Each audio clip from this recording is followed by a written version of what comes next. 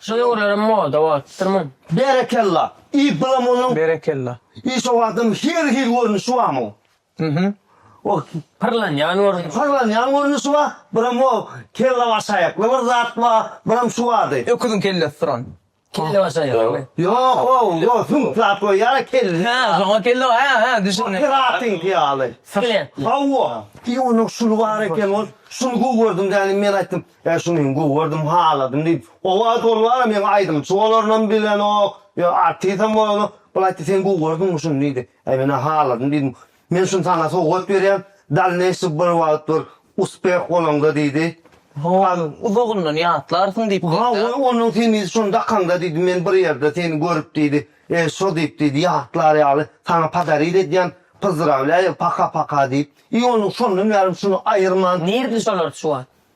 Gitti. Göç gitti. Ama menin üçün özün okap görən kommentariyalar barmı içinde misal üçün menin en köp yazılan kommentariya menin yazıldı da. Vay baylar oğlum vay.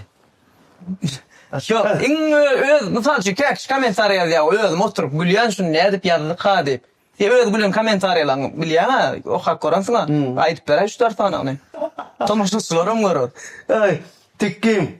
Bana TikTok oydum remen çıktım. Aha. Bir yazıyor. Ay tikkim. Remen uğrattın mı? Ya birine verdin mi? Ay sen öldür olaymasın bilinden vur kayıtlaklar. Birine mi diye. Ay tikkim yatın da oraya karnına sümyenlerle. Başka